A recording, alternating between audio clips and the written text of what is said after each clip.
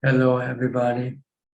Welcome to another Dhamma meeting where we will discuss the Buddhist practices of charity, morality, and meditation.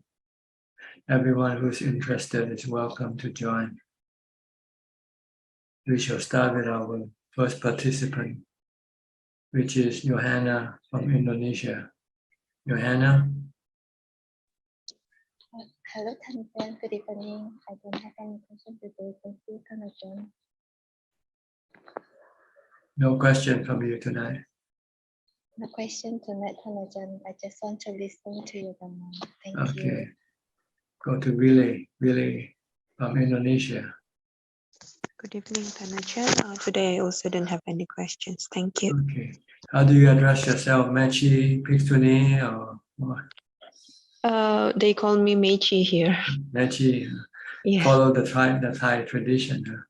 Yes, because the monastery is actually established by Thai monks. Okay. Yeah. If you're in Mahayana, what would they call you? If you're in the Mahayana, I'm not sure about that. they don't have Mechi tradition there. Huh? Yeah, I don't think so. But they have Pikuni, right? Mahayana. Yeah, I think they have Bhikkhuni. Okay. Okay, next, Kwan Liman from Malaysia.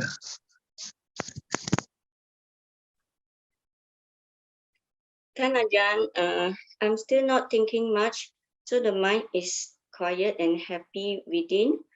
I did contemplation on birth, which I find more impact.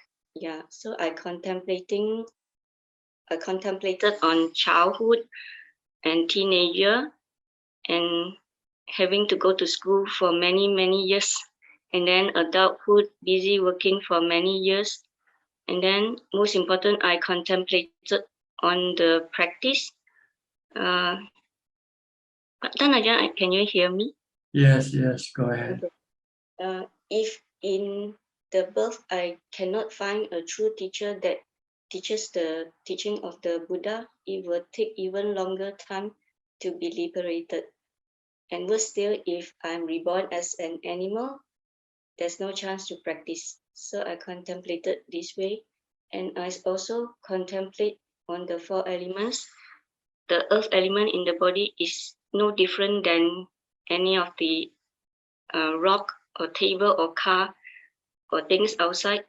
And the water element in the body is no different from the water outside. So when I did the contemplation, the mind remained at peace. The time, Ajahn, when the mind is quiet and calm, there were times when I see the craving and defilements rise and cease. The mind did not react on those craving and defilements. There was only when the mindfulness is very solid and the mind was empty, then only I saw the rise and fall. Yeah, that was how I practiced, Ajahn. Yes, but do you still do what your cravings ask you to do? No, I didn't react to. You didn't do anything your cravings want you to do, watching, listening, drinking, for enjoyment. Yeah, I was putting the cup of tea in my mouth, and then I saw the craving, and then I did not drink it. Then it just the craving just ceased. So it was a experience that it rise and it just. You should ask yourself, what does the body need? The body needs water, but it doesn't need tea, right? It doesn't need the taste of tea. Doesn't need. So just when you're thirsty, just drink water. Don't drink anything with flavor or or smell or color to enlighten, to make it enjoying. You don't want to enjoy your intake of the 4 elements. You want to take them for maintenance of your body.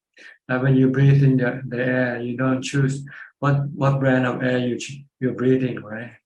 You just breathe the air, the natural air.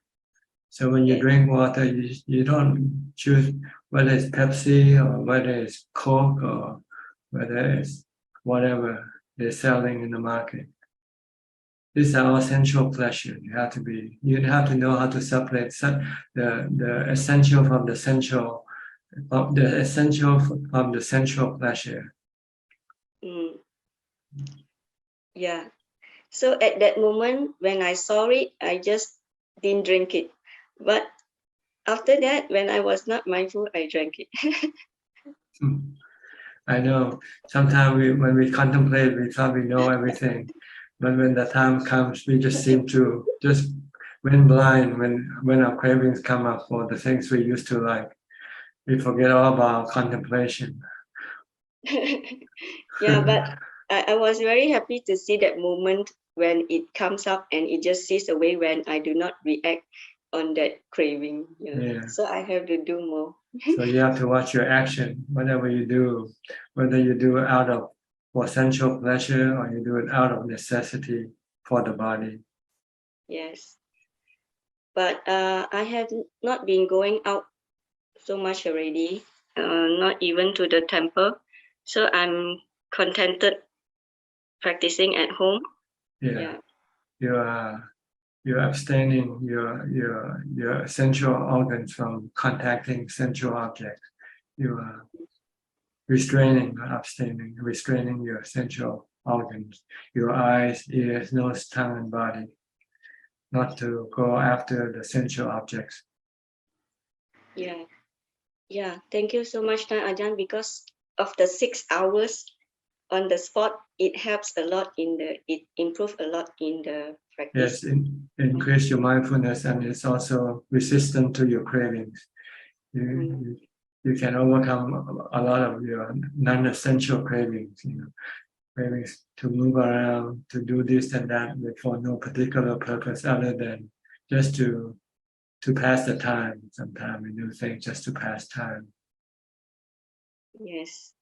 Yeah, I'm so grateful that I can join Zoom and listen to Ajahn Facebook Q&A and also the talk. And it helps a lot in the practice that I have to go through on my own. I'm so grateful to have a teacher to guide me along the way. Yeah.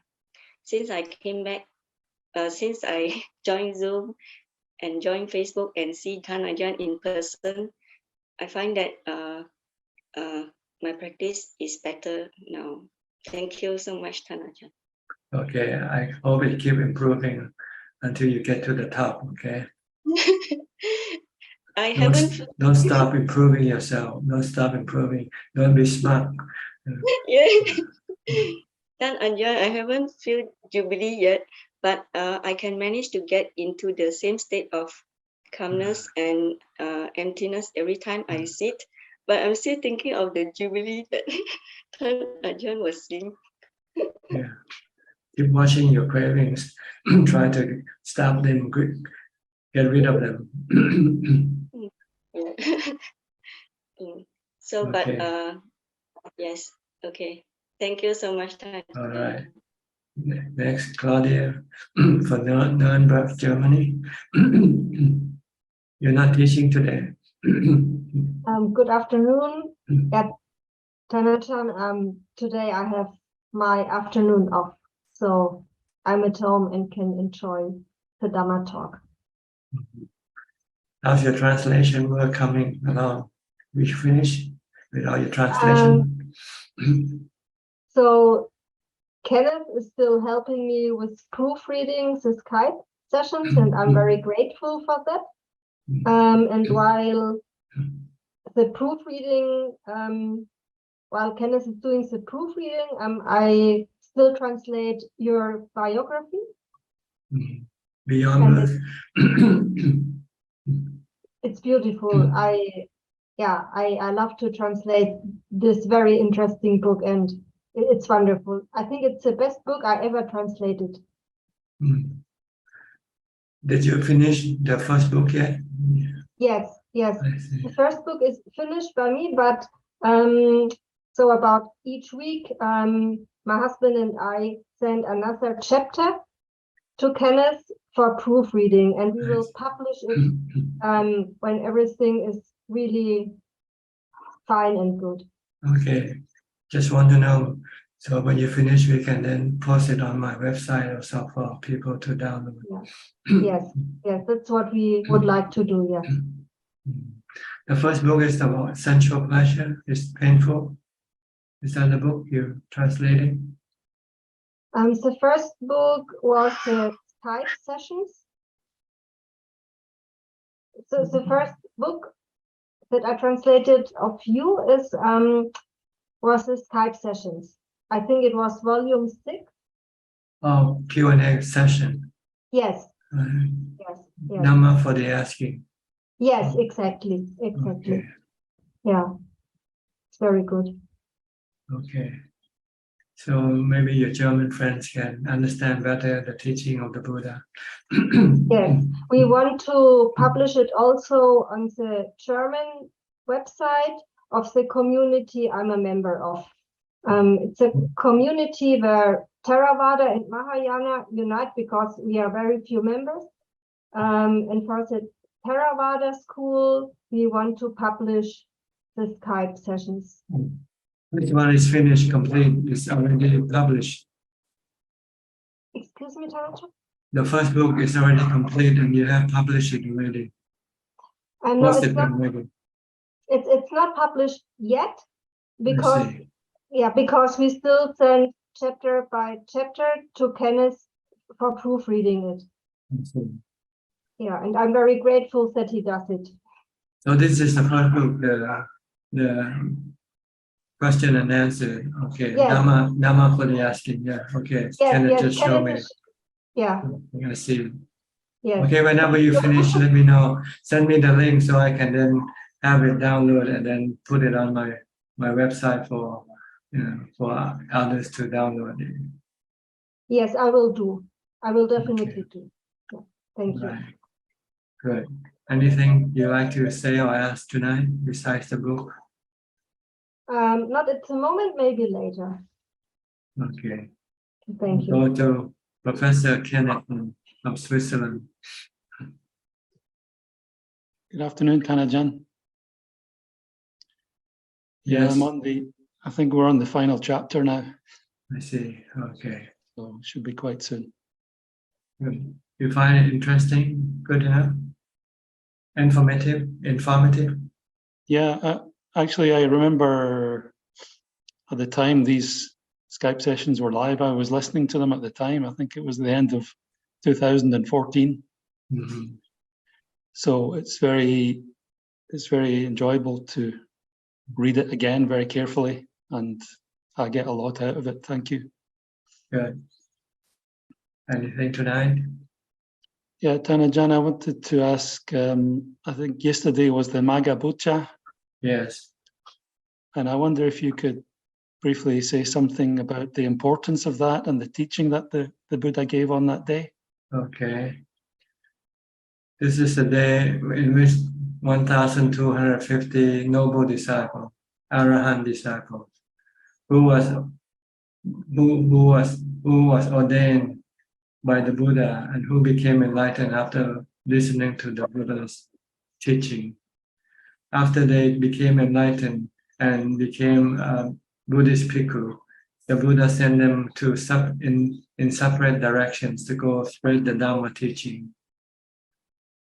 And after they've been away for a while, I think the mind thought of the Buddha, and somehow all 1,250 Arahants just decide to come and pay the Buddha a visit unannounced, and without any appointment, just from the heart. So on that day, Magga Buddha Day, which is the third month, the third lunar month of the lunar calendar, on the full moon, all 1,250 noble disciples came and paid respect to the Buddha. And then the Buddha gave a summary of the teaching of his teaching, maybe as a guideline for other noble disciples to follow. That all the Buddhas teach these three things. First, abstain from all bad karma. Abstain from doing all bad karma. Second, do as much good karma as you can. Third, purify your mind. Purify your mind by the practice of vipassana, samatha, and vipassana meditation. So this is basically what the Buddha taught, to let the noble disciples know. They already knew, but maybe they might not get the picture.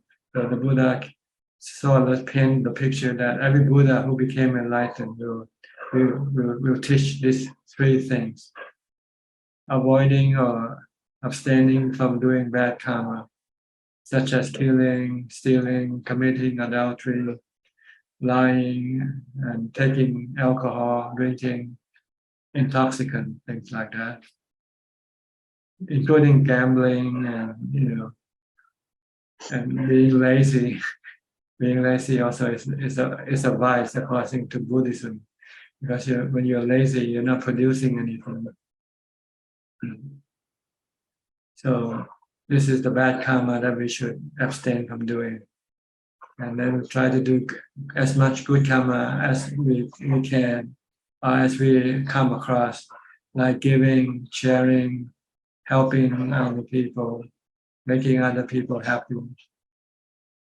And thirdly, to go and meditate to purify the mind with the practice of samatha and vipassana meditation.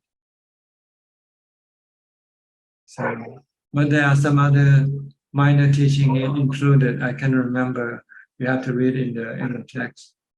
You abstain from hurting other people, to seek solitude in quiet places, things like this. Do not say bad thing about other people. Do not hurt other people.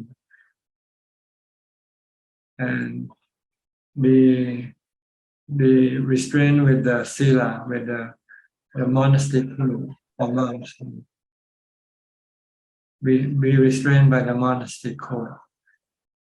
And seek quiet places to do meditation. Something like this. This is the other parts of the teaching that he taught.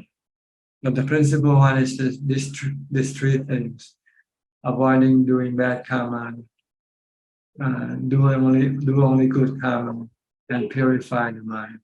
This is the path for freedom from suffering. This is the path to the freedom of suffering, in which every Buddha who became enlightened will discover and will teach these three things.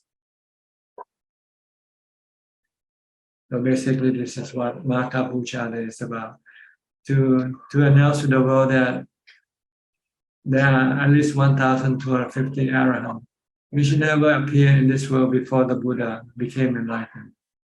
But only 7 months after the Buddha became enlightened and spread the teaching, he could already create 1,250 arahants. So it will make people, give inspiration to people to follow his teaching. That the teaching is not void of any result. Follow his teaching and you will become a noble disciple within a very short time if you are capable. See, most of the early students of the Buddha taught were all ordained people. They are recluse. They're keeping the sila, and they can meditate and enter into jhana already. But they lack the wisdom that will tell them how to get rid of the suffering, which are caused by their own cravings. They don't know this. So when the Buddha says your suffering is created by your cravings, so they have the capacity to stop their own cravings if they come up. Like the desire for not to get old, not to get sick or die. This is what causing us to have stress concerning our body. But if we know that if we don't want any stress, we just have to stop this desire not to get old, not to get sick or die. Meaning to accept the aging, sickness, and death as they come, because there's no other way we can stop them. And when we stop our desire from not wanting to get old, get sick or die, we have no stress. When we get old, when we get sick, or when we die, we just remain calm and normal, as if we were not sick or dying. So this is what made the earliest group of students become enlightened very quickly. As soon as they heard and they understood the cause and consequences of suffering and craving, the connection, then they can stop the cause of suffering, which is craving. Then they became enlightened. Once they became enlightened, they wanted to be part of the Buddhist Sangha. So he asked the Buddha to give them the ordination. And the Buddha just said, "Come and be my bhikkhu." And that's it. So they became his bhikkhu, his followers. And then he told them to go separately in different direction to spread this new found knowledge to other people who doesn't know. So they go to in separate direction and go alone, not to go together. So the message can be spread as wide as possible. So maybe after they went, they taught and they created more noble disciples. So that's why within the 7 months period, from the day the first day he started teaching to the day when Amaka Puja Day, is 7 months. So there are at least already 1,250 arahants appear on this earth, which never happened before the Buddha became enlightened.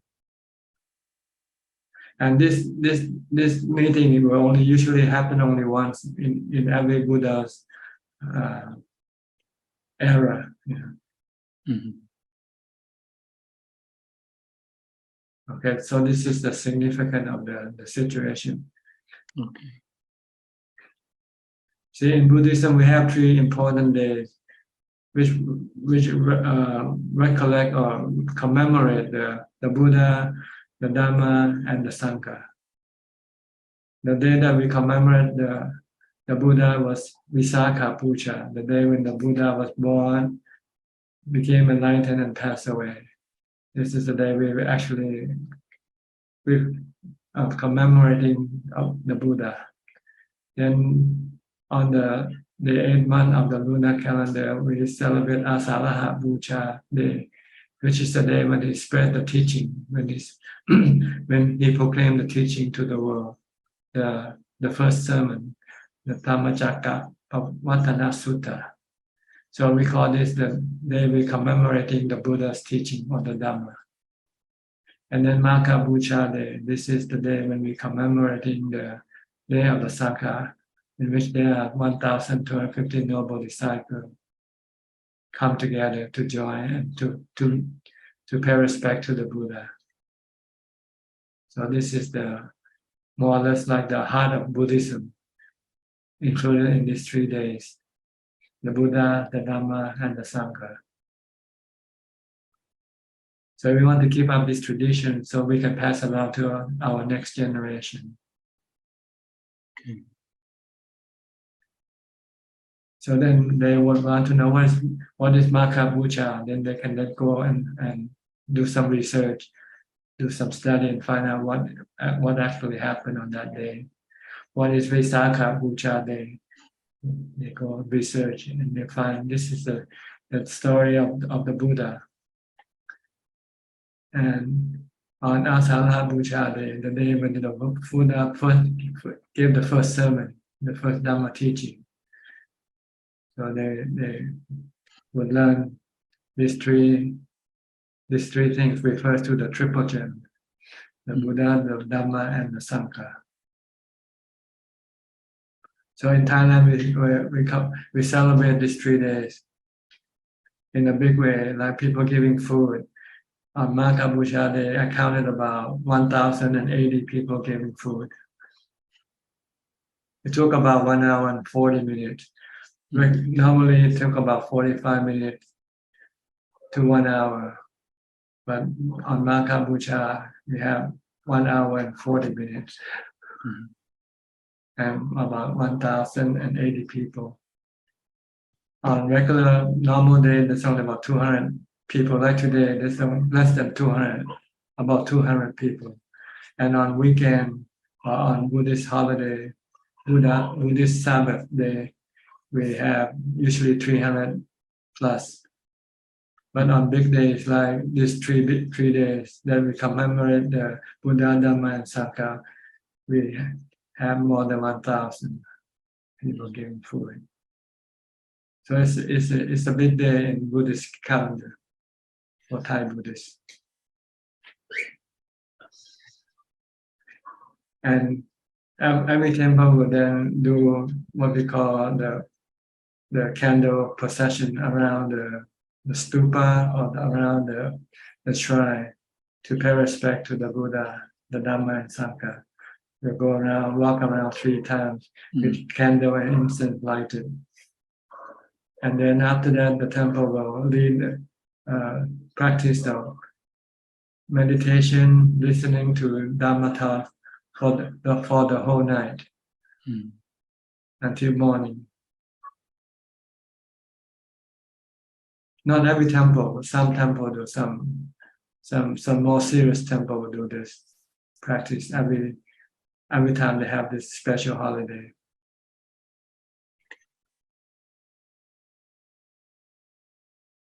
Okay, anything else? That's very clear. Thank you very much for that teaching, Ajahn. Thank you. Okay. Next, Anura and Ramya from New Zealand.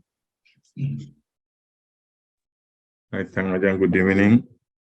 So I think I want to ask about the Magha Puja. I think Kenneth asked. So just thank you for that. I really didn't know that that's for the reason. So thank you for explanation. And it was inspiring to watch the Pindapat. And I saw that at the end of the Pindapat, so it's distributed to some people at the end, so excess food. So Poor people come and receive food every day. Yeah. We have the excess food, so it's useless to keep it. You have to look after it. So it's better just to give it away right away. Yeah. Thanks for explanation, Ajahn. Thank you. Okay. I have no question. Happy to Alright. listening from. No question from you, Ramya? Not today, Ajahn. Okay. Thank you. Maybe later if you like. There's always second chance, second serving.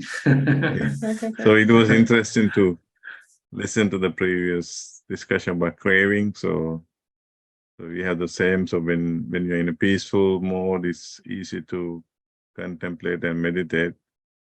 But when you're in pain or in distress, so it's hard to get back to think about that craving. So we always naturally do what we have used to do. So we need to practice a lot of meditation to get equanimity. Once we have equanimity, then we can remain aloof. Yeah. Be able to take control of our cravings. Yes.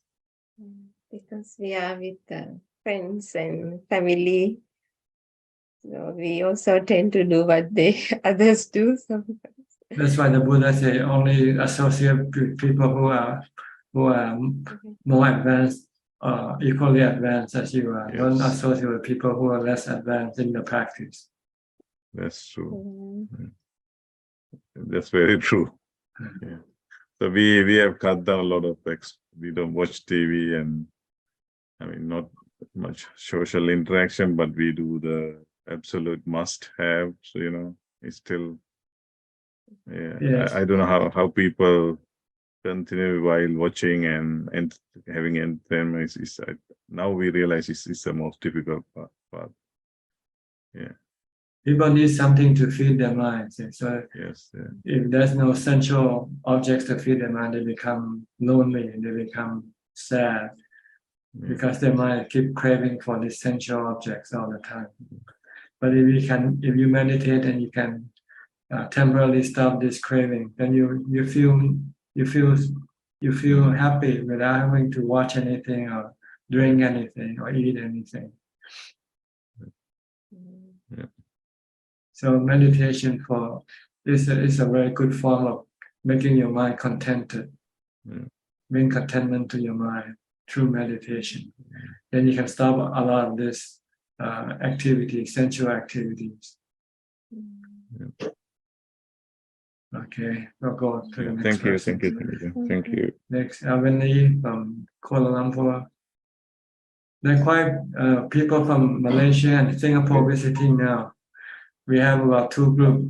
One group 60 of them and another group of 30 of them. All right. Good evening, Ajahn. Yeah, Malaysia, I think it's holiday now as well. A lot of people are traveling as well. Yeah. So And this morning, a lady from Indonesia also came and gave food in the morning. I think she brought some donation from Rusli, I think. Yeah, I don't have any question at the moment, Ajahn. Yeah, I'm just listening. Okay. Thanks. Good. I'll go to Kok Seng from Singapore. Then. Kok Seng. Yeah. Good evening, Ajahn. Yeah, tonight I have some questions to ask. Recently, I was listening to a YouTube video of a talk about meditation. So just hope that Ajahn can help to clarify some of my doubts. One of them is in the video was mentioned that there is the Buddha was asked what type of meditation is praised by the Buddha, and the Buddha mentioned that the meditation that that leads to the jhana are praised by the Buddha, and the Buddha is also asked what type of meditation is not praised by Buddha, and the Buddha replied that those meditation that do not lead to the eradication of the five hindrances is not praised by the Buddha. So from here, the speaker was saying that during the Buddha's time, the Buddha only teach samatha meditation and did not teach vipassana meditation. And vipassana is only used when we are not in meditation for dealing with our life day-to-day problems. So I just want to verify with Ajahn, is this correct? No, the Buddha taught both samatha and vipassana meditation, but the instance that they were talking about was when he was talking about just merely samatha meditation. But he also taught vipassana. The Four Noble Truths is vipassana. The three characteristics of existence is vipassana. Birth, aging, sickness, and death. This is vipassana. Asubha, this is vipassana. Yeah. This is knowledge. Vipassana is knowledge. Samatha is equanimity or calm. So you need both in order to be able to overcome your cravings. Yeah. So first you develop samatha to get equanimity. Then you teach your mind the hidden side of truth that we don't see, like death. We don't talk about death. We don't talk about asubha. So we have to bring up this side of the truth. Bring it into the front burner. It's usually being kept in the back burner. People don't want to think about death, don't want to think about aging, don't want to think about sickness. Because when they think, they feel unhappy. So in order for you to be able to think about this thing without not being unhappy, you have to have meditation. You have to have equanimity. If you have equanimity, you come out from jhana, your mind will not be reacting to this information, this knowledge. So you can then contemplate it for a long time. The reason why you need to contemplate for a long time is because so that you don't forget. See, generally we keep forgetting about death. Even now, I think you forget about that. It's only now that we bring it up. If you don't come into this room, you probably won't heard about death at all. So, Ajahn, so when we so-called teach our minds, you're referring to we do contemplation. That means we think over what we are Keep thinking supposed about to. it. Keep thinking about repeating it until you remember, until you never forget. Right now, you keep forgetting. As soon as you leave this room, you forget about that. You start thinking about living for a long life, planning for retirement and so forth. But in fact, you might not live to retirement. You might die before that. But you never think it like that. See? I've actually heeded Ajahn advice. I've already retired. I very quit my work. Yeah. Ajahn, can I just clarify? So when we are doing contemplation, is actually we are actually doing vipassana meditation. Yes.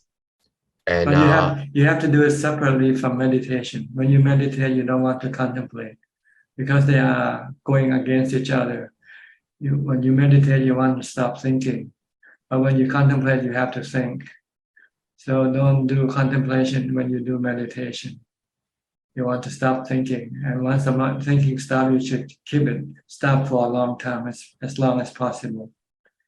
It's only when after you come out of meditation and then you start to think about everything around you, then you can start thinking about this truth. Not when you're meditating.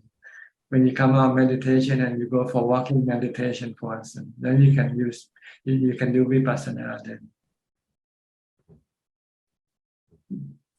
And how long should we do the contemplation after our samatha meditation? Until your mind remains calm all the time.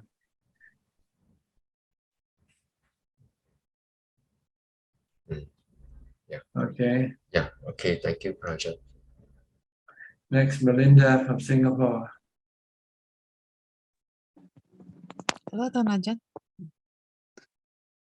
No questions for now. Okay. I'll go to Gary also from Singapore. Gary? Well, good evening, Ajahn. Ajahn, I have some doubts regarding sati and sampajana. Very often we hear that we have to concentrate and focus on developing of sati, which is mindfulness, but very seldom we hear anything about sampajana. Does it mean that once we focus on developing of sati, sampajana automatically gets developed? Is that the understanding? Sampajana means continuous mindfulness. Oh, okay. That's all. It's not clear understanding sampajana. No. Sampajana is constantly mindful all the time. Okay. All right. Okay. When you're mindful all the time, then you can have clear comprehension. I see. Okay. But if you don't comprehend, you don't have clear comprehension. Okay, so have to have clear mindfulness. That's the meaning of continuous mindfulness, then you can have clear comprehension. Okay, continuous. All right. Okay, thank you, Ajahn. So you start from mindfulness because when you start with your mindfulness practice, it tends to go off and on. You might be mindful for a few seconds or a few minutes, then you forget about your meditation object, your focus, and you let your mind go think about other things. So you're not mindful already. Okay. Because even within a few seconds, you can be reciting Putto, and the next thing you were already thinking about something else. Yeah, the mind gets very quickly away. Sometimes only maybe 20-30% on Putto, and the rest is thinking of something else. Yeah. See, we can do Putto for 1 minute without thinking about other things. Seriously, try and see if you can do it for 1 minute without thinking about other things. Especially when this 1 minute appears, you don't even think that. Yeah, sometimes when we are doing chanting and the mind is already thinking of something. That means you're not mindful already. Yeah, yes. Okay, thank you, Ajahn. All right. Philip from Malaysia. Where is Adeline? She's in the other room. Oh, here she is. Good evening, Ajahn. I don't have any questions. I mean, Kenneth already asked the same question I wanted to ask just now. So, Okay. yeah, it should be okay. Puja. Yes. Okay, good. All right. Go to Aparajita from Dubai. Good evening, Ajahn. Yes. How are you? Good? I'm fine. I kind of have a short question. It might seem a little obvious, but what would it be to contemplate? Meaning, I understand it's a thinking within a focused framework. Like supposing if I contemplate my teeth and I say, okay, what is my teeth mind? Is it that kind of questioning within a fixed time? Like, how would it be? Contemplating to see the true nature of this particular subject, like your body. When you contemplate your body, you want to study the nature of this body. Is it permanent or not permanent? Will it get old or not get old? Will it get sick or not get sick? Will it die or not die? This is the study that you want to find out about this body. Okay. So that repeated sort of questioning and staying with element. Within the framework of the three characteristics of existence. All right. Everything you study, you want to put it in the frame of these three characteristics of existence. Whether it's your body, your feelings, or your mind, they must be within this frame of the three characteristics of existence. Okay. All right. So you will see how they work. You will see that your dukkha, your stress, arising from not seeing the true nature of your body, or forgetting the true nature of your body. Your stress results from your desire, not wanting to let your body get sick or die. If you do this, it means you already forget that the body is subjected to aging, sickness, and death. So you must not think that you would want the body not to get old, get sick, or die. Because if you want, you are creating stress for your mind. But if you keep constantly thinking the body is gonna get old, get sick, and die, and it's nothing I can stop, nothing can prevent it from happening. It's anatta, it's not under my control. So then you will let go of you're trying to control your body. And we tend to want to control our body, want to keep it healthy, strong, but to a point we can do that, but eventually one day we cannot be able to do it. And if we still want to try, we can create a lot of stress for the mind. Our goal is not to create stress, not to create dukkha, by seeing the truth of anicca and anatta. Once we can accept the truth of anicca and anatta, then we'll stop resisting the truth, not fighting against the truth. So this is what you want to keep contemplating on. First, you do the body part first, the body first. The body is the most obvious subject that we can study. While feeling is a little more subtle.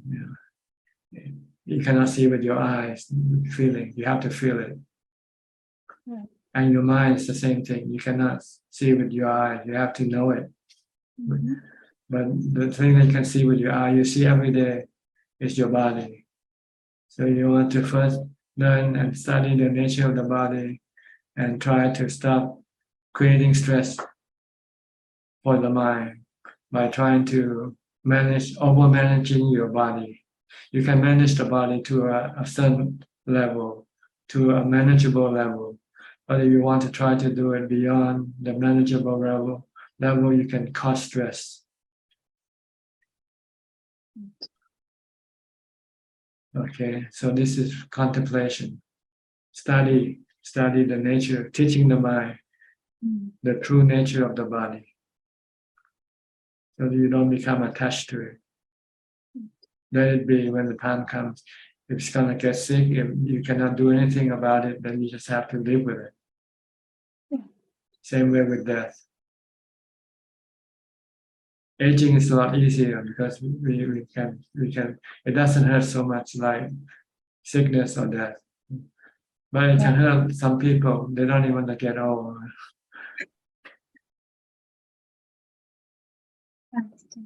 Okay. Thank you. In order for you to be able to contemplate this for a long time, you need to have a calm, peaceful mind. That's why you need to practice samatha first. Samatha to have equanimity. With equanimity, you will not have any sense of negative reaction to the truth. Sometimes people don't like to think about getting old, getting sick, and die. Every time they think, they feel sad, so they don't want to do it. But if after you come out of your meditation, your mind tends to be very calm and not reacting to the truth. Then you can then study and try to put it into your memory. The reason is to study and until you don't forget. So whenever something happened to your body, you will not react. You say, this is the way it is. Okay, I'm getting sick. I catch COVID. Okay. So what? Oh, I'm gonna die. The doctor say you got cancer, terminal cancer. Okay. You have to be prepared for these things before it happens. Then you will have no stress. Your mind will remain peaceful and calm, separated from the body. Because the mind and the body are two separate entities. They are identical. They're attached to it. They are attached to each other, but they are not the one and the same thing. They are separate. The mind doesn't get sick or die with the body. So the mind shouldn't have any stress, any worry or anxiety regarding the body, getting old, getting sick or die. This is the goal of practice. To be able to accept aging, sickness, and death without any qualm. Okay. Thank you. All right. Next, PL Walpola from India, right? PL. Canada, actually. Canada, I'm sorry. Toronto, Canada, yes. Toronto. Yes, Bhante. Sadhu. I have a question about emptiness. I don't know whether this is too much of a deep subject or not, but anyway, I thought I'll ask. When you talk about emptiness in the sutra text, they're talking about emptiness of a self from the five aggregates. Yeah. Also, sometimes is commonly defined as that. Sometimes of the six senses, but emptiness is a five aggregates. Emptiness of self from the five aggregates. Is it the same as Sakayaditi, or is it like a bigger phenomena, like emptiness of all phenomena? For example, arising and passing away. Yang Kinchi Samudaya Sabbandha Nirodha, in between emptiness, or is it something? Is it pointing to the same, or is it different? Well, when we speak of emptiness, there are actually two aspects of emptiness. The physical emptiness is when we're in space. This is considered to be empty, right? When you enter into space. But when you're on Earth, you have everything around you. So you're not empty. Okay, it's not empty. You have people, things, mountain and trees and so forth. This is the physical emptiness. And another emptiness, which is more important, is the mental emptiness, the mind. Okay, the mind is like a television screen. When you turn on the television, what happens on the screen? You got pictures of people and things running all over the screen, right? Yes. So when you turn it off, what happens? All this picture disappear. Then you got emptiness. It's the same thing when you meditate. When you're not meditating, your mind creating all these emotion, feelings, and sensual objects coming through the body all the time. So this is not emptiness.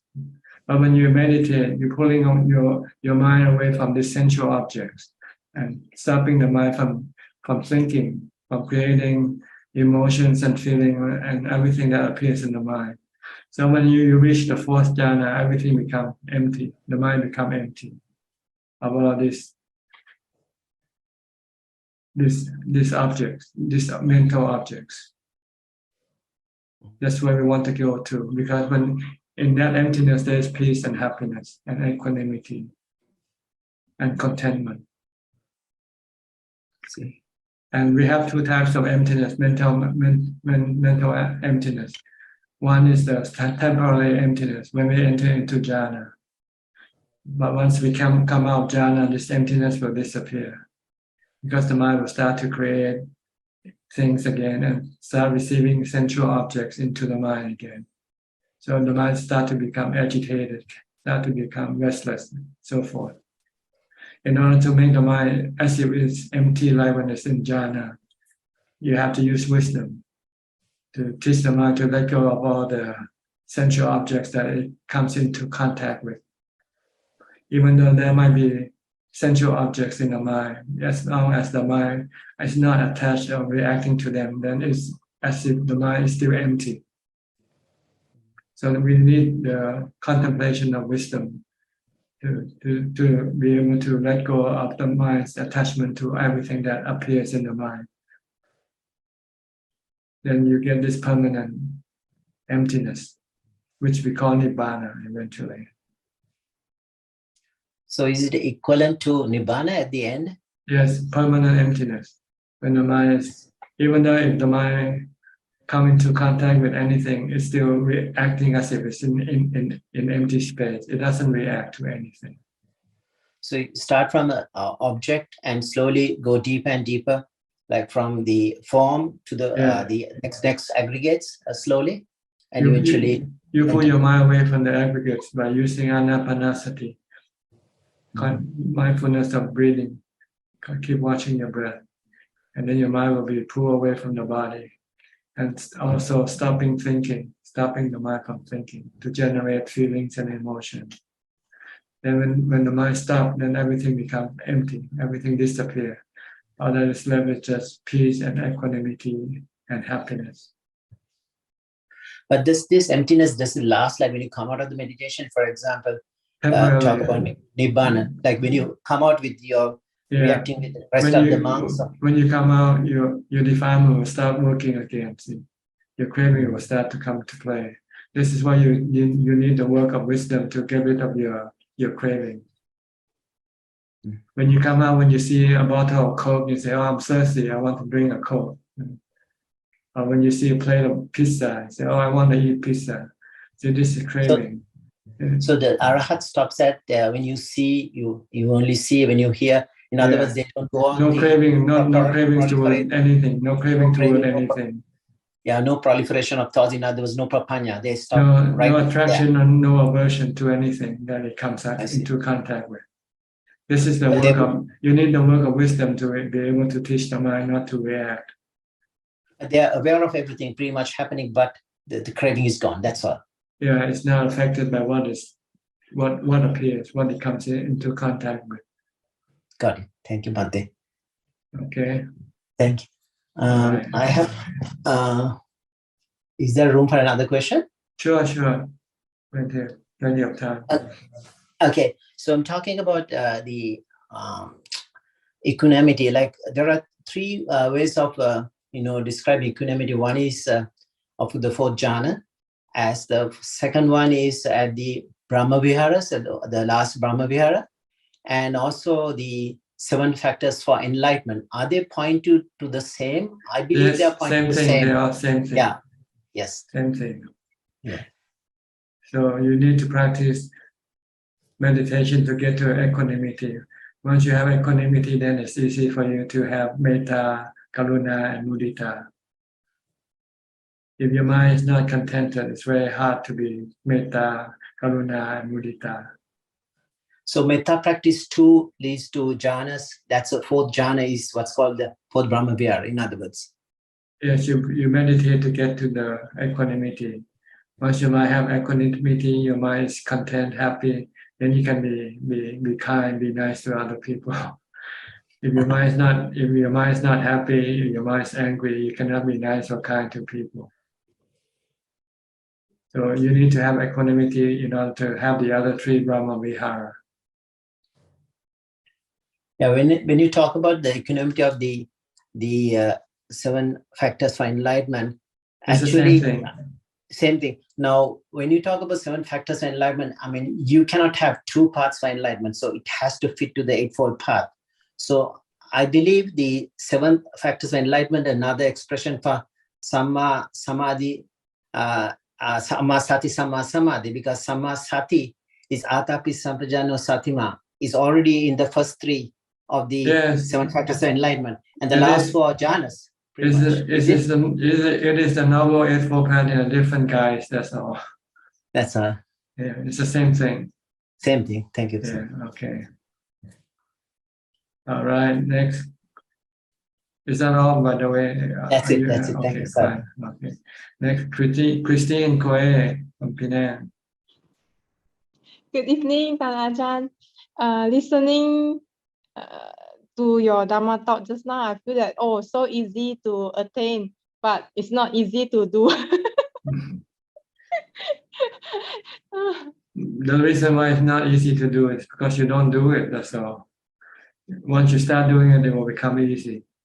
Yeah. When you first start doing something new, it seems hard. As soon as you keep doing it, then it can become easy eventually. So keep doing. Don't let the difficult part block you from getting to the easy part. Once you start doing, then it will become easy as you practice, as you keep practicing. Okay. Yes, sir. Okay, I will try. Okay. Next, Sui and Czech from Vancouver, Canada.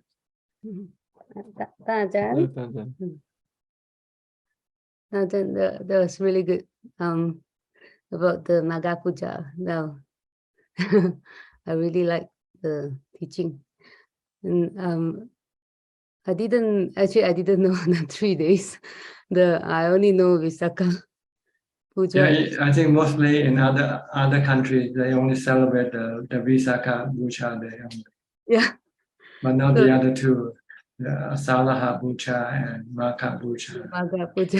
And until I know you, then and you explain about the Buddha, Dhamma, and Sangha. Oh, it makes so much sense to actually have the 3 days instead of just the Visakha that we usually celebrate. But 3 days, Thailand is so wonderful to keep the tradition going with the Magga Puja and the Asala Puja. And Ajahn, you were saying the Asala Puja is the one that the Buddha gave the Dhamma Cakkappavattana. The first discourse. So it's about the 4 noble truths, right, Ajahn? And Noble Eightfold Path. Noble Eightfold Path. And then just now you were explaining that the Magga Puja is about is all the Buddha were taught about doing good and avoid doing evil and purify the mind. Yes, this is the summary of the teaching of all the Buddhas. Oh, and it covers everything. It covers everything. So it covers all. That's the all, main. All of your practices. Sila, Dana, Sila, and Bhavana.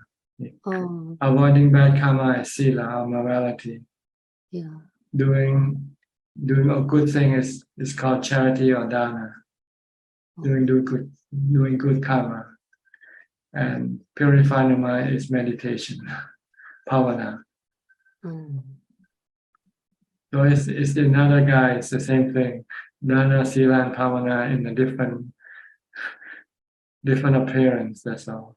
The Buddha is quite clever. So he can make his teaching interesting all the time. He's always introducing something new.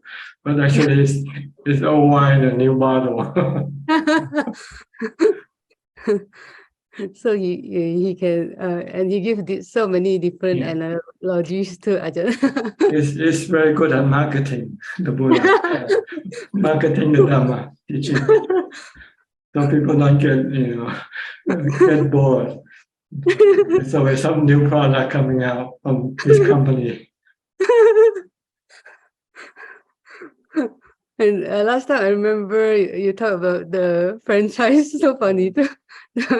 Like the franchise system is like go and check Yeah. on franchise. This is the way the Buddha laid out his franchise from the start. See? This is how I want my teaching to be taught. So all the noble disciples know what to teach in the same manner, in the same way. So it's like having different branches of his teaching spread all around the world. Like they have McDonald's and KFC all over the world. But I remember you talked about Long Ta Mahabua, like you check on the So the Buddha doesn't do that, right? He can't. He traveled to different parts of he goes and check his noble disciples everywhere he went. See. He didn't stay put in one place, he keep moving around. Oh, he's always moving around. Yeah, he stay here for one or two months, then he will go to the next location, and he go on to the next location. Wow. To teach the Dhamma, and also maybe to meet his noble disciples who might have established monasteries and see how they are doing. Oh, wow. It's like checking his franchise, whether they keep up to I love Ajahn analogy. So you can be so modern too. And like the Visakha Puja, like what's the main teaching, Ajahn? The Buddha teaching the birth, enlightenment, and his passing away. That's the teaching. Oh. The story of the Buddha. The story of the Buddha. Oh. We're commemorating the birth, the enlightenment, and the passing away of the Buddha. Oh. So we study his life story. He was born as a prince, and then he became a monk at the age of 29, became enlightened at the age of 35. And after his enlightenment, he became a supreme spiritual teacher for 45 years until his passing away.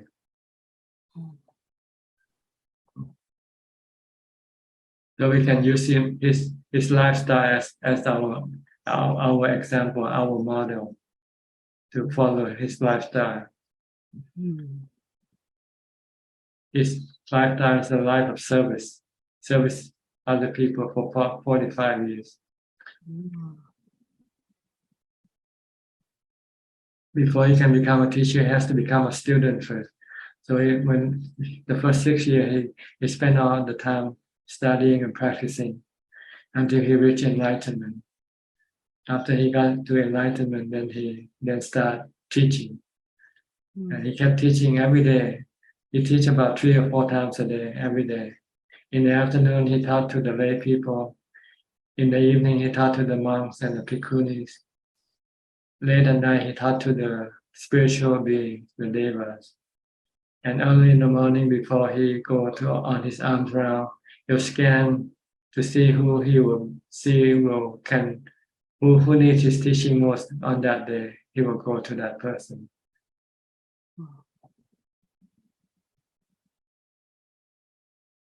So this is his normal routine. He has five things he does every day.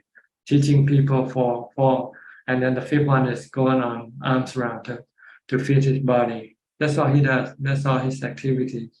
Wow.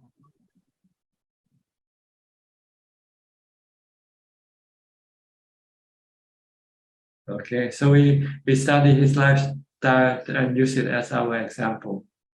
And follow his example.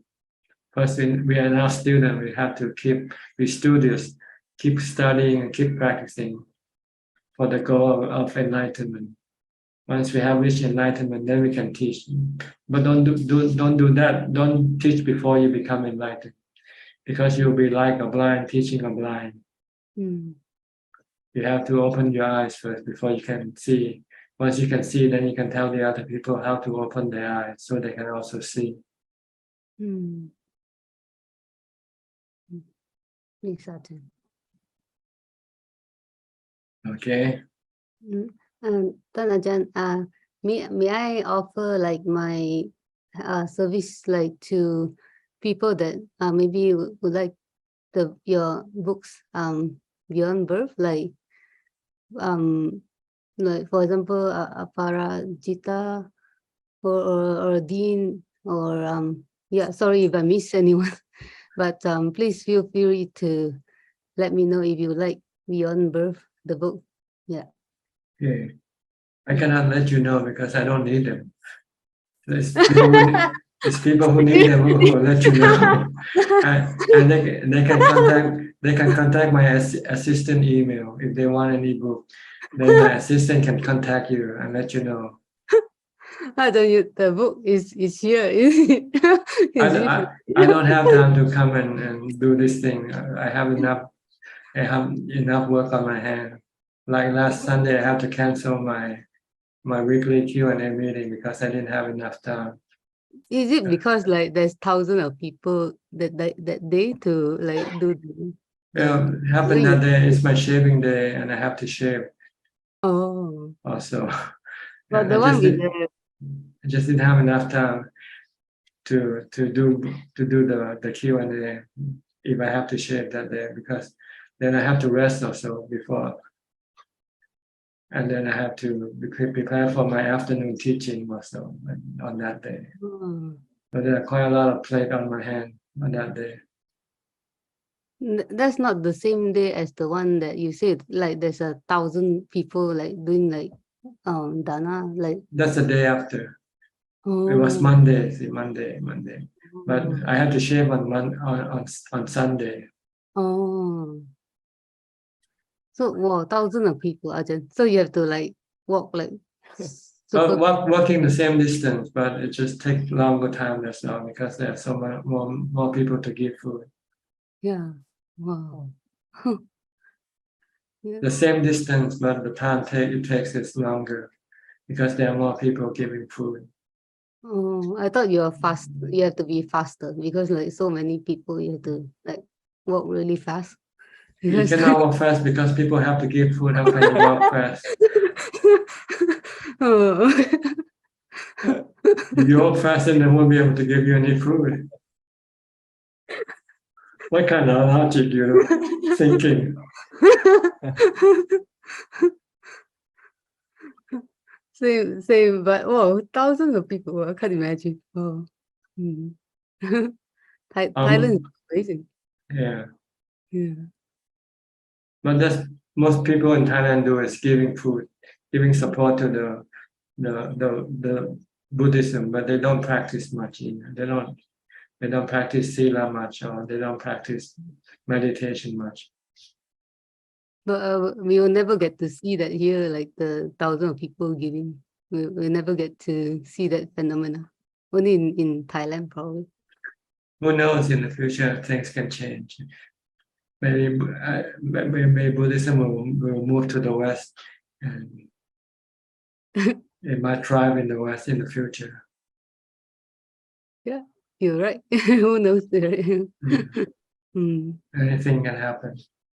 It doesn't really matter. What's matter is your practice more than anything else. So don't sidestep this issue. The main issue is your practice. Yes, Ajahn. How to get rid of your stress, how to prevent the stress from arising in your mind. Okay. Yes, Ajahn. Yeah. Okay, Ajahn. Thank you, Ajahn. Okay, we'll go to Alfredo from Brazil. Alfredo, Ubeka. Hi, Bante. Hi, how are you? It's good. Good explanation about Dhamma today, Bante. must be hot now, and it must be summer now in Brazil, huh? Yes. Now it's summer. Very rain. Very rain. Very rainy. Okay. Yes.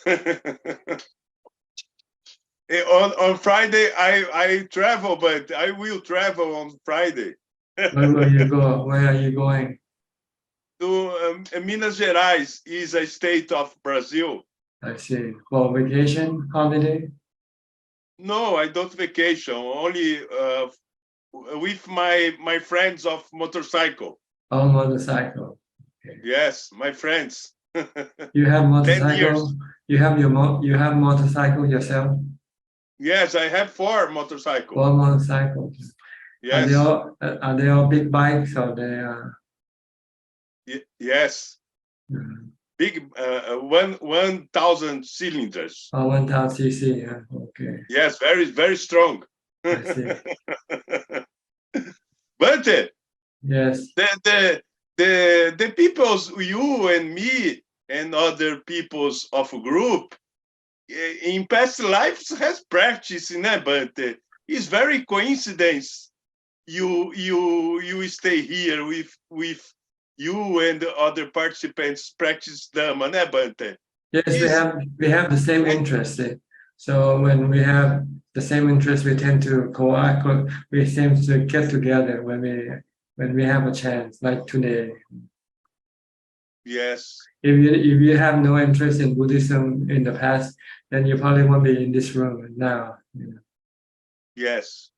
So, yes, in Forjana, but it's not the case, but I think is very respect to our past lives, but the practice now, You say I like to think this.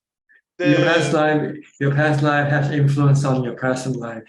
What you used to do will make you want to do the same thing like as before. If you used to like to ride bike in this life, you also will have bikes. Maybe in your past life, you also have bicycles, motorbikes in your past life. Yes. Yes. Right? Yes. Okay.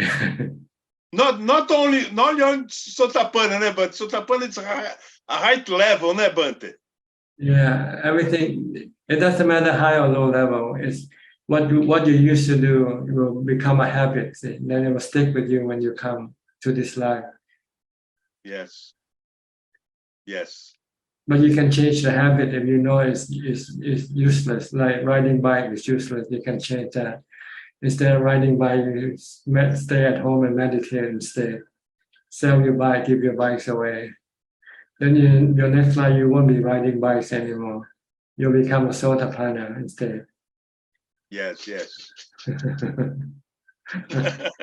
but the is there a karma, Bante, in life? Everything you do is karma. Everything you do is karma. We have to do anything, Bante. How you take care university, take care other people's. It's a karma that you have to do, Bante. Sometimes you don't have to do, but you do it because you see that you can make something useful and then you do it. But you don't have to do it. Like teaching Dhamma, I don't have to teach if I don't want to teach. It's not an obligation, but it's not obligation, and it's not habit either. It's just out of what you call sensibility. Say, like the Buddha, when he first became enlightened, he didn't want to teach.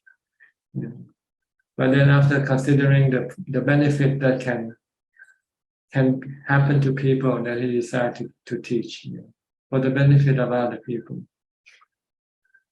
Yes. Or compassion. Yeah, compassion. Yes. So sometimes you do things not because you used to like to do or anything like that, but you find that it's good to do. It makes the world better. Let's put it that way. So you do it. Yes. Any friends of me, once I have to teach in Dhamma, I say to him, I'm not teaching. I'm not preparing.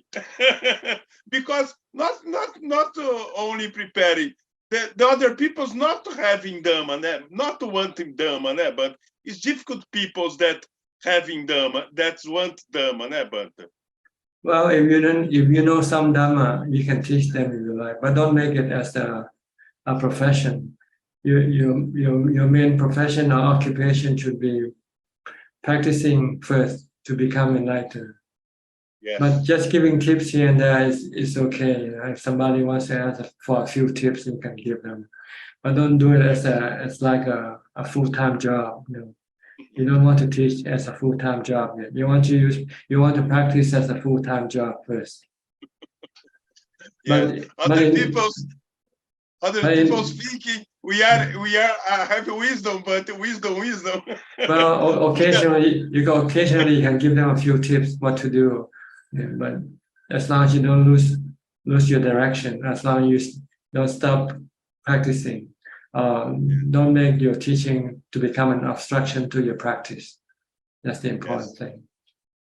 Yes. Okay. Yes. Okay. Enjoy your bike ride. Easy Rider. Thanks. You know Easy Rider? On raining, but right on raining. Yeah. Okay. All right. I will practice. I will try to practice. Okay, meditate when you ride. Okay, mindfulness. a little meditation. Okay. Okay. Next, Gek from Penang. Gek and Yenso. Good evening. No question, but I would like to say sadhu times 3 to Claudia, Sister Claudia, for the translation. Yeah. Okay. Next, Diana from Wales.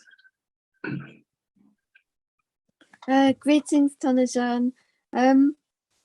I come to the end of a big project that I've been involved in for about 4 years.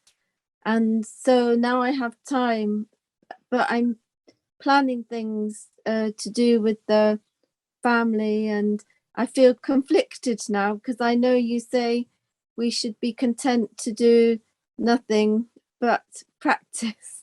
Try to sit down for a few hours without doing anything. This is doing something, but by not doing anything, you are achieving something. You are restraining your cravings. You are taking control over your cravings. Normally, your craving is the one that controls you, tells you what to do. Now you want to rebel. You want to be a rebel. Rise up and go fight against your cravings. Yeah, go ahead. As a layperson, is it about balance or is it about doing as much as we can? Yeah, as much as you can. The more, the better. Try to reduce all the other activities to a minimum or to zero if possible. So you can have maximum time for your practice only. But you might have to do it gradually. You might not be able to do it right away completely because you won't have the strength to do it. Because your craving is still strong. It's not easy to go against your cravings all the time. So you might be able to go against some easy craving, but not some difficult cravings. Do you think as we get older and we're less able to do things, it gets easier? Or do you think the defilements come in anyway? Yeah, age doesn't matter so much because what you do is in your mind, not in your body. Mm. Because when you meditate, you don't hardly use the body at all, right? You just sit down. Mm. But sickness and can be an obstruction to your practice. When you feel sick, you don't feel like meditating. Mm. Mm-hmm. Thank you. So do it while you're still young, when you're still not being affected by your sickness, by your body condition. Mm. Okay. All right. Thank Next, you. Rudy. Rudy, where are you from, Rudy? I came from Indonesia. Yes, go ahead. Can I help you? I don't have, it's not just now, I don't have any question first. Okay. I'll go to Dean, still in London. Good. Unmute your microphone. Okay. Hi, Ajahn. Thank you. Go Ajahn. ahead. Go ahead. I'm in London. If there's one thing I would say, an update and ask you at the end is to do with sati. and equanimity. It's always a pair. So I practice, and at the time of death, I see my thoughts or the internal mind, mental state is so fast, right? No matter how hard I try to practice now, it's very silly, you know. That could happen at any kind of condition, and then I'm trying to prepare for my thinking to, in the last moment, to think in this way so that I'll be okay. This is not going to work. So I saw this, right? It's not fast enough. So I investigate this and see that the only way is to deeply purify sati and equanimity until it's predominant, means that the background constantly running by default state. There's sudden death occurs. The only thing that matters, the only thing that will carry me through is the strength of the purity of sati and equanimity. Whatever small amount I can develop, not to be activated during the moment of death, but to have it constantly at the background. Or if I have enough skill to bring it to the foreground when I interact with people. So this revelation is, you know, that links to another thing I want to ask you, which is, you know, for a long time I think, oh, the important thing is practice sati, concentration, because the main is panya, understanding. I love the purity of concentration, right? But I'm a human, no? I cannot be in this quiet tranquility and concentration. I need to open my eyes and do things. So the question leads to the panya part, you know. I get all these panya, understanding all that, right? Moment of death, I die. Body stop functioning. Then if I born again, which I know what it's like to be born again and baby and you don't know anything, all this panya understanding, what for? So that thing I want to say is that I understand your emphasis for me to purify sati. And it's very hard to do because the default state for all of us is uncontrolled flow of consciousness. Otherwise, Buddha would not emphasize the need for determination, focus. It won't be necessary if it's so easy. So actually, Ajahn, you tell us to sit there and don't do anything for a few hours. It's harder to do, to practice, than to just, okay, stand up from meditation and go enjoy your life, do your thing. That is so much easier. You don't need to concentrate to do that. So I want to ask this thing that my emphasis is shifting to purifying sati. The panya, take second seat. I know the emphasis in the Buddha teaching is panya is the key for me to break through, but I think it's a byproduct, and all my concentration should be in sati and samadhi. If I'm neglecting the panya wrongly, Ajahn, please help me, remind me, and maybe you say a bit about that to teach me a little bit more on this, please. Well, you wanted me to talk about panya in relation to sati and samadhi. Okay. See, sati and samadhi is the strength of the mind. The ability of the mind to stop the defilement is dependent on the strength of mindfulness and excuse me, on strength of mindfulness, and consequentially the ubekkha or equanimity. If you have strong mindfulness, you can stop the mind. when you can stop the mind, excuse me, when you can stop the mind, you can also stop the defilement. Because the defilement use the mind as the instrument for it to do things, to go about things. So this is what you need. Why wisdom just tells you the reason why you should not do what your defilement wants you to do. Because what the defilement wants you to do is to create stress for you. Because the objects that your defilement wants is really suffering or stress in disguise. You look at things that your defilement wants as happiness, something that will make you happy. When you see a bottle of drink, a plate of food, you say, this is good, this is delicious. But you don't think that it's temporary, that you might have this food sometime and sometime you might not have it. So if you don't have it, what do you feel like? You will feel sad, right?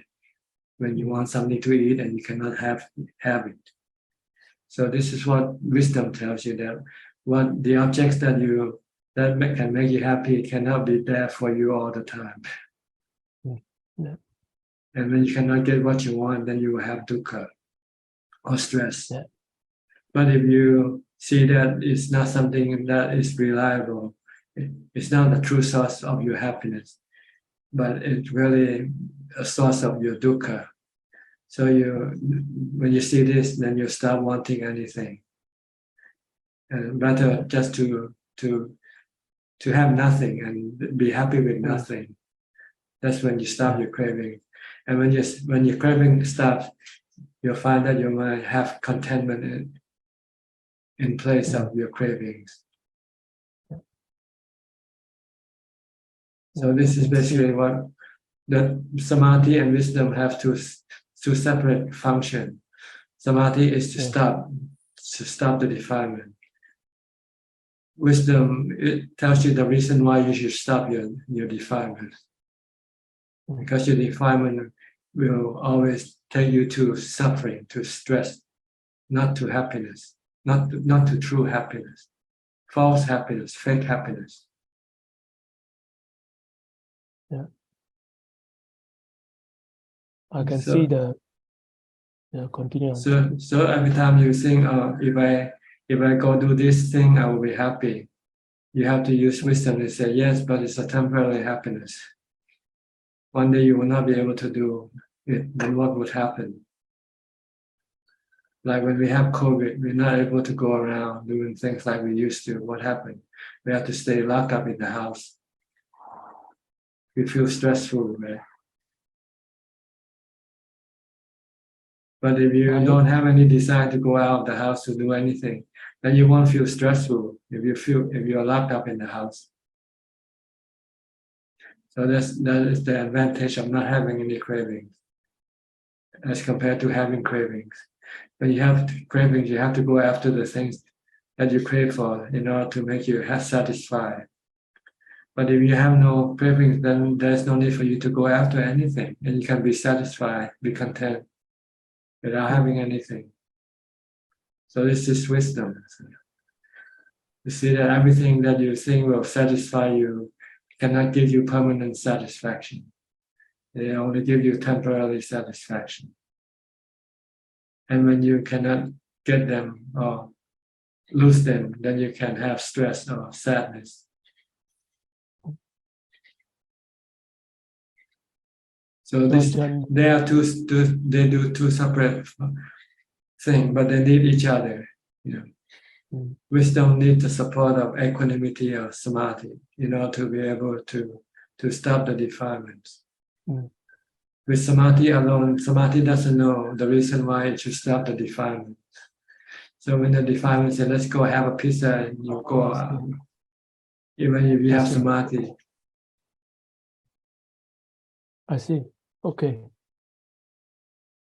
So I see it's the strength of sati and samadhi can stop the defilement. But if it has no incentive to, if we have no reason for it to stop, it won't stop. See? So you need wisdom to give it the incentive to stop the defilement. See, it's the Sati, Samadhi, and Panya. They work as a team. They work as a team. In fact, it's like the beginning trace of any of these parts. The other parts. You need sati. You need sati to get to samadhi. Once you have samadhi, then you also need sati to teach your mind the truth, the Four Noble Truths and the three characteristics of existence. Okay. Yeah. I see. It's very fast. It's all together at the same time moving. Okay. So it's not. I don't need to treat it as a byproduct or secondary. I just focus on the sati and the samadhi. The panya is always with the growth of the strengthening of sati and samadhi. Panya is also learning the truth. Okay. Learning that your craving is the creator of your stress. Because whatever object you could crave for is temporarily, can give you temporary satisfaction. And when you lose it or when you're not able to have it again, then you will have stress. You have. Yeah. Is every thought, every thinking that arises, whether helpful for me or not helpful, things that people talk about, I interact with. Sometimes when I choose to use the sati in the world, I can have glimpse of not dissimilar to visions of the dying corpse happening in front. Even the best teaching, the talks are mental content. Some are very, very useful and highly valuable. Even that, if I sit for 1 whole week of silent retreat, it fades away. So when I die, all this, the good is good, it serves its purpose. So panya, sati, samadhi, I think this is the only thing that's worthwhile in life, because everything else will be disappointment. That's right. With sati, with samadhi and wisdom, you can always generate contentment. You can keep producing contentment in yourself, in your mind. So you won't have to have anything to make you contented or happy, because you can be happy without having anything. If you have sati, samadhi, and wisdom, and panya. And the first teaching, the first 5 khandhas was mentioned to me when I don't know anything about Buddhism. And now I know that I'm these 5 khandhas, and the suffering is within this framework of the mind and body, not outside. So even if I sit with my eyes closed in meditation, I could still suffer. It's all inside these 5 khandhas. And I don't know why I've been swimming in this suffering for so long. It's quite silly, but I didn't set out to cause trouble or create this suffering. I mean, if I know better, I would have stopped. So now I'm trying to learn how to stop this. Even if I'm 50 years old, it's a bit silly. It's like a small kid, no? So I will continue to practice. Ajahn, I've taken a lot of time, so I think I should move on and let other people. Okay. Thank you, Ajahn.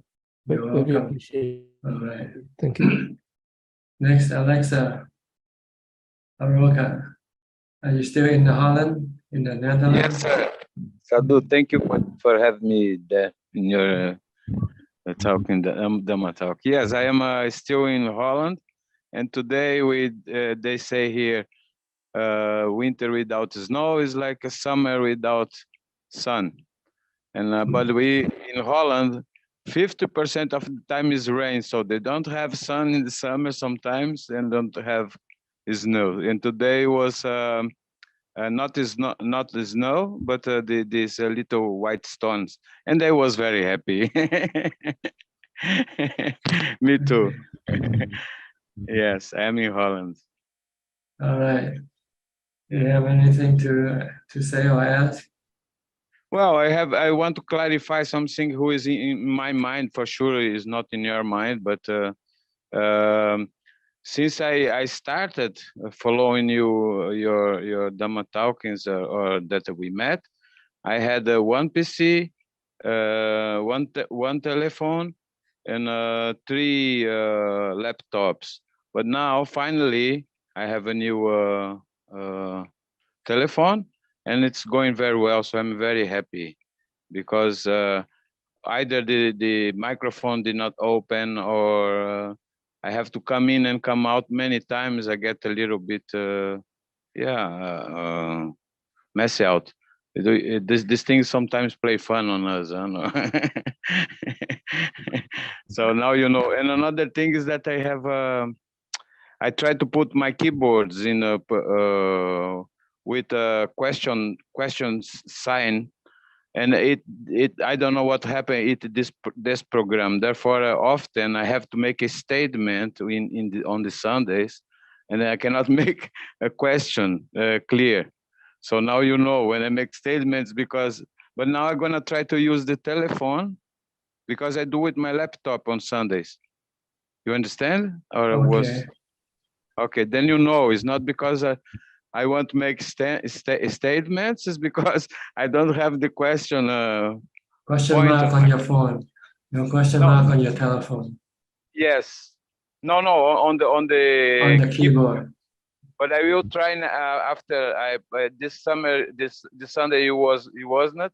So next Sunday I will try with the telephone because the telephone is working beautiful. So I have much more joy to talk to you now because this stress is gone. All right. Yeah. I'll move on then. Okay. Yes. Yeah. Thank you, sir. Thank you. Okay. I just want to say one thing more, teacher. You ask Upeka if he have seen the movie Easy Rider.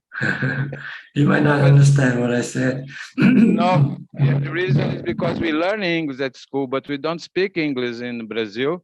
I do more because I live in Europe. So the name of the movie there in Brazil is Without Destiny in Portuguese. It means sem destino. Then if you say so, he will answer you. I think for sure he saw this movie because it inspired me too.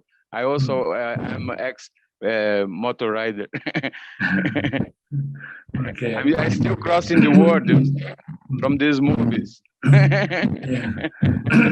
I thought they all have the same name. I guess not. When you go to a different country, different language, they change the title to fit the language of the people. Yes. Yes, they do that, and indeed, sometimes in Brazil it's pity because they damage the context of it. Okay, thank you for your info. Thank you for your info. No, thank you, sir.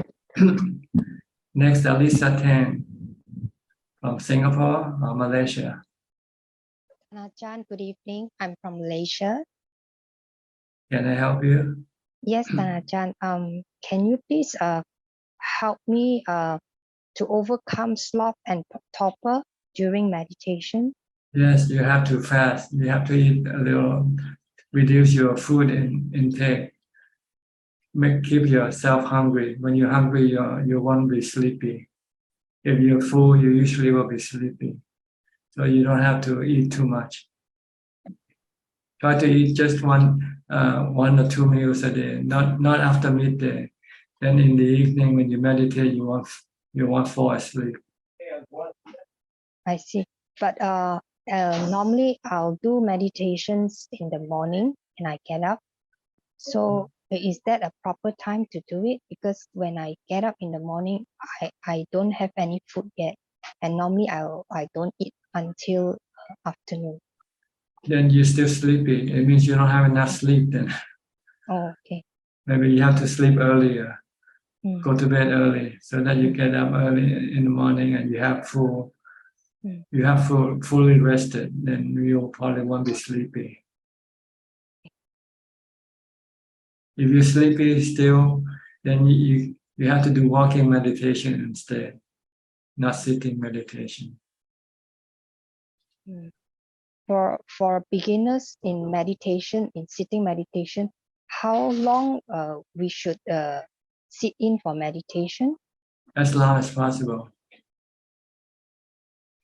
Don't set up the time. Just sit until you feel you can no longer sit, then you get up. If you set up the time, your mind will keep thinking about the time when it's going to be over, you know. So you won't be concentrating on your meditation. So don't set up the clock. No, don't worry about the clock. Just worry about your mindfulness. You need mindfulness in order for your mind to become peaceful. So stay mindful. What do you do when you meditate? Do you use the breath or do you use the mantra Abhijato? I will start off with the breath, and if I can no longer concentrate on the breath, like I'm feeling tired, I'll go to the mantra. Okay, try to do that for as long as possible. Until you could no longer do it, then you just have to stop. I will change like our chant Namo Tassa, but I think it's too short. Then I will change to the longer mantra. Yes, you can chant anything you like.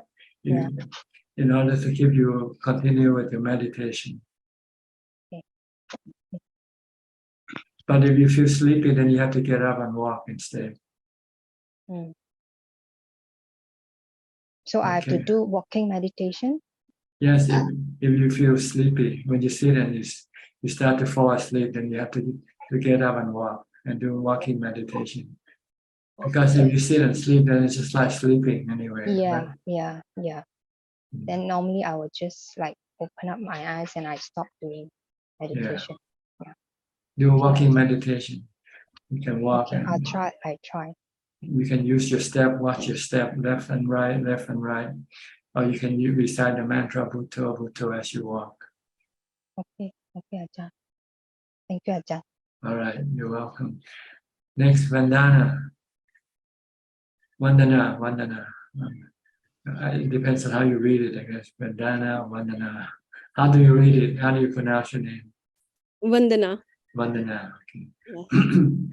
This is more Asiatic, right? Vandana is Yes. Vandana is more westernized. Yeah, they call me Vandana here in California, so I got used to both of them. I don't correct anyone anymore. I used to.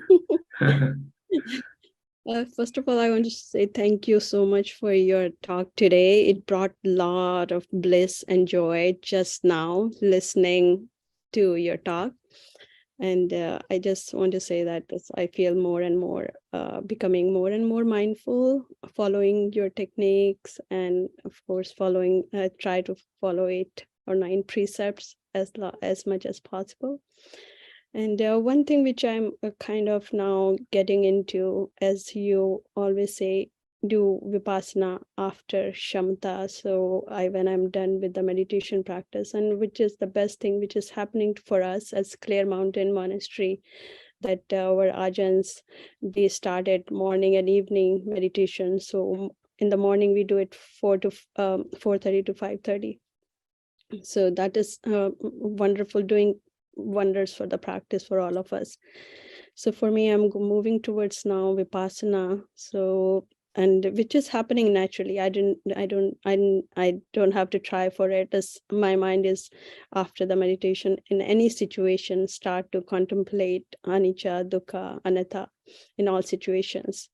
And it's happening naturally. But sometime when I see the suffering, for example, yesterday, my sister told me about a young lady who died while taking children for hiking, and the tree fell because we are having heavy snow, not snow, of course, snow on the mountains we can see, and then wind and rain too much, and she was taking children for a hike, and then tree fell and she died. And my sister showed me her picture because their kids goes to the same school. And all of a sudden my heart filled with pain for the kids, because she left behind 6-year-old. I think the child is in 6th grade, yes, 9 or 10 years old. So again, in the meditation in the morning today, the tear came into my eyes, just thinking about those kids. They're too young to lose a young mom. So I want to understand this mind. I know this is the body will end, no matter it's a young child or a old person, the body is going to go and we have to let it go. But when I felt about the children, my heart just felt very sad. I started to cry during my meditation. And of course, when I started listening to you, the joy and the bliss arised. So I can see this impermanence right now. The things are changing right now within me. But can you please explain how to tell my mind when I see a young child crying for a mom?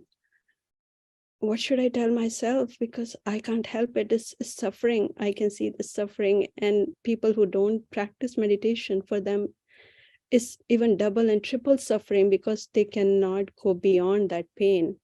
And how to help those people and how to help myself first, because I feel so much compassion, sadness for the children who must be crying, losing their mom at such young age. So please provide some wisdom on that.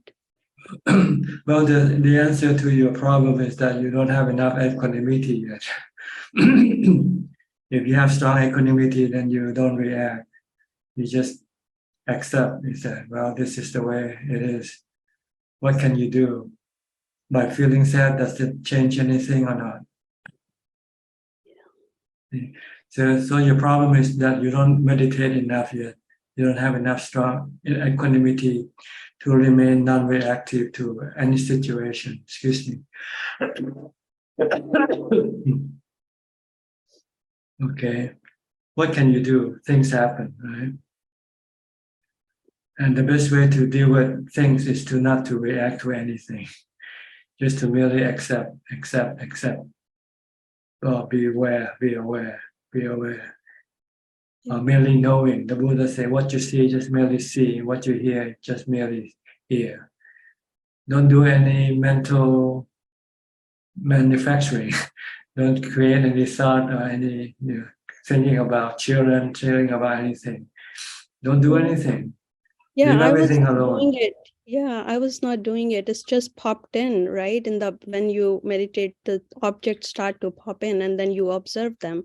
That's and you because that's your natural reactions. Yes. So you want to reprogram your reaction by doing more meditation. The more meditation that you have, the more upekkha you have, the more equanimity, then the less reaction you will have eventually. And eventually you won't have any reaction at all. Yeah, so I never met with those people. I just saw the picture on the phone. And but my question is that if Arhat, when they see somebody suffering, they don't react or they don't take any action. They just let it be and they just move on with their own practice. They see this is what it is. Birth is suffering, aging, sickness, and death is suffering. See? So if you don't want this suffering, don't born. Yeah. Don't take birth. They see this is the consequence of having birth, that's all. And there's nothing they can do anything about it. The only thing they can do is to prevent their own birth, that's all. They cannot help stop other people's birth. Everybody has to stop their own birth if they want to be free from suffering. The young children, they don't know, they don't have any concept of this, like 6-year-old or 7-year-old. Maybe don't feel maybe they don't suffer as you suffer because they don't know anything. And eventually somebody will look after them anyway. Yeah. Or if nobody look after them, they'll become homeless. Things happen, and eventually we all gonna end up dead anyway. No matter how things happen, sooner or later we all gonna end up dead. You have to look at the whole picture, the total picture. Oh, I do it. It's just at that moment when the child is suffering, I feel sad. The child is suffering. I can just provide my metta to them, and that's all I can do. So it's a sign to tell you that you're you're not yet have enough equanimity. You haven't yet gone far enough in your meditation practice. So you have to do more now. See? But you should be do anything if somebody needs help, right? Well, if it's within your ability or your concern, then you have to do it. But you don't go around the world and help everybody, do you? Every time you see somebody suffer, you go and help them.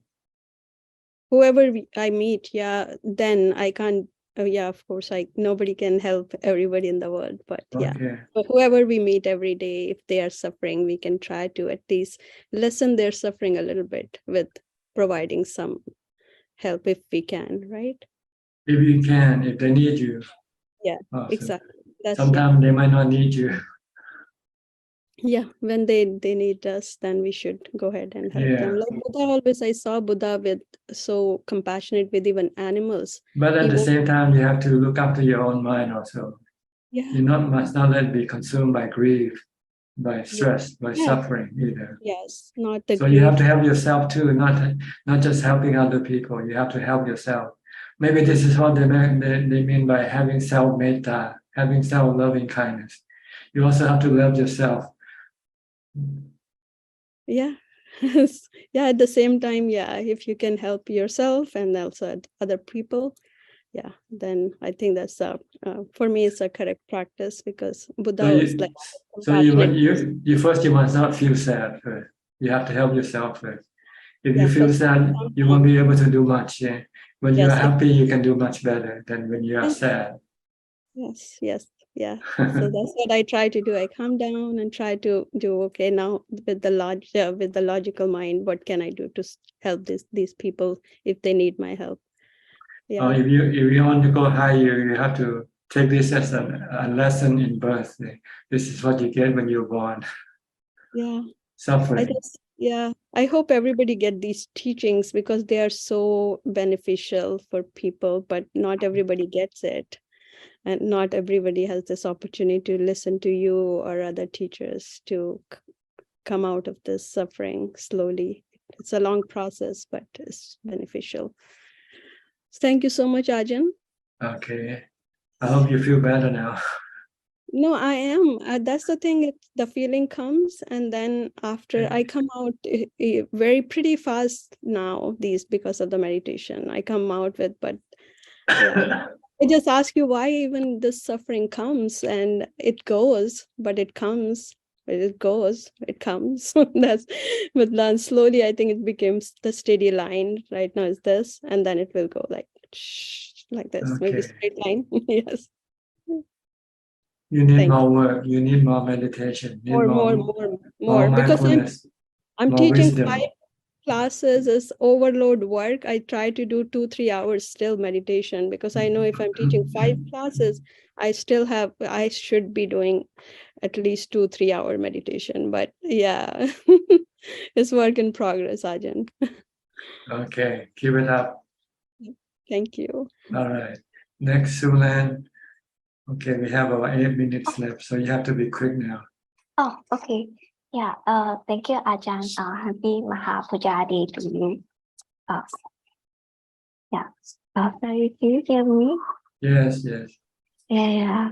Oh, happy to see you again. Yeah, and happy Maga Puja Day. And I was reading about your post yesterday. Then I saw that I think the Facebook post it was Amata Dhamma. I came across this term. Then I wanted to find out what does Amata means. Amata means everlasting, forever. Oh, okay. Eternal. Yeah. Eternal. Okay. Okay. And then I was also like trying to read up more, because I felt really inspired by the the Facebook post. Then I found that it's from this Amata Dhamma book. Yeah. Then I think there was one phrase inside the passage. It says that do we actually accept the Dhamma with our total mind and heart? So I just wanted to ask, like, how do we accept the Dhamma, the teachings with total mind and heart? You mean you do it 100%, commit yourself 100% to the practice. Oh, okay. 100%. Means you have to give up your work and everything and go and live as a nun. Oh. Oh, okay. Yeah. Maybe I haven't shared yet. Yeah. Okay. Okay. Yeah. I have to move on now. Okay. Okay. Thank you, Ajahn. Thank you. I'll go to Bruce Lee next. Bruce Lee, did your friend from Indonesia came by this morning to the temple? Yes, Ajahn. She didn't mention your name though, but I saw the note she wrote. Okay. She's very determined to see you and make Dana. Yeah, she came by herself, alone. Yes. Some of us call her Wirya. Quite brave to travel alone in a foreign country. Where she can speak. Okay, thank you for your offering. My pleasure, Ajahn. You have anything to say or ask? No question, Ajahn. Thank you very much. And I'll go to the last person here.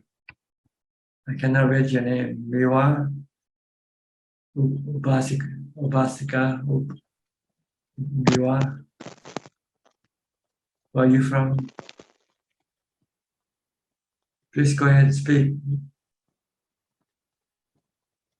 Hello? Cannot hear you. Something wrong with your microphone, maybe. Can you speak? Can you hear me? I guess not.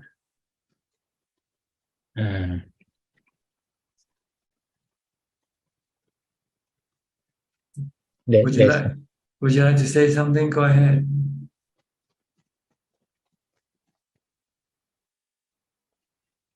Subha Kumaro. There's something wrong with his mic. Okay. I have to move on, okay, because we cannot communicate, cannot hear you. Try to check your mind and see if we can come back later. Or next time, because we're running out of time. We still might have some more questions from Facebook, which Kunjuk will help read for us. Kunjuk, is there any questions from Facebook? Namaskaran. We have 5 questions so far this evening. The first 2 questions are from Hemant Chawan. What is Sangha dosa? Please explain. I have read that it takes one to the 8th narka. Sangha dosa. Yes, I've looked that up, and it means that when you acquire bad habits from being around bad company. Yes. And so his question is that this takes you to the 8th narka, which means hell. Well, bad people will lead you to do bad karma. So if you do bad karma, then you go to the 4 undesirable realm of existence. And it depends on how bad your bad karma are. Hell is the worst of your bad karma. Okay. The next question is, can you please explain what is samatha? Samatha means the practice of calming your mind. Samatha bhavana, calming your mind with the practice of mindfulness. Focus on an object such as your breath to prevent your mind from thinking about other things. If you can stop your mind from thinking, then your mind can become calm, peaceful, and happy. This is called samatha. The next question is from Pauline Soon. When in calm state without knowing the arising mind state, like when the mind and the body are joined together and the breathing is nice, then the defiled thinking arises. Is this because of the kilesa in our mind? It's the lack of mindfulness. When you don't have mindfulness, your mind can think and usually it's being driven by your defilement or your kilesa. So you have to keep practicing a lot of mindfulness in order to be able to stop your mind from thinking. The next question is from Yepto Yep. Namaste Ajahn. If an arahant dies after cremation, he immediately takes out the relics. Is it only an arahant who can take out relics after death? Well, the bones of arahants, some part of it will become relics. It looks like precious stones, they're small pieces. But for ordinary people like us, our bones will never turn into relics. The reason is that because an arahant has a pure mind, and this pure mind is supposedly purifying the body and cause some parts of the bone to become stone, become precious stone, and we call relics. So it depends on the amount of time of the mind being pure. If you happen to become enlightened today and you die tomorrow, then the pure mind won't have much time to purify the body. So it's unlikely that the body of that person the remains of that person will turn into relics, because there isn't much time for the purified mind to purify the body also. But if you become an arahant and you live for another 20 years, then the likelihood that your body, some parts of your bone has already become relics already. So when you die, when they cremate the body, then some parts of the bone will have relics attached to it, turn into precious stone. And Yepto is asking further that if someone gets a relic from a monk, is that person an affinity for the relic? No, it means it's something to remind you of the possibility that you can become an arahant. It's a message, really, to remind you that if you keep practicing, following the teaching of the Buddha, you can become an arahant. This is just a testimony of the fact that if you follow his teaching, you can become an arahant. That's all it is. It's just like a message. And the last question is from Liberty Lai. Can you please advise us on asava control on a daily basis? Sadhu. Asava is just another name of defilement, and you can control your defilement with mindfulness and wisdom. That is all. Okay. Yes. If you practice mindfulness and wisdom, you will eventually be able to control all of your defilements or asava. Okay, I think that's about it for today. That's all about the time we have. Thank you for your participation in this meeting. I hope you can benefit and help you advance in your practice. In the meantime, please stay safe, stay mindful, and keep on practicing. And if all goes well, I'll see you all at the same time next week. Thank you and goodbye. สาธุเจ้าค่ะ Thank you, Dhamma. Thank you, Rajan. Thank you, admin. Thank you, Admin. admin. Everyone. Bye. Good night, everyone. Bye bye. Good night. Bye, admin.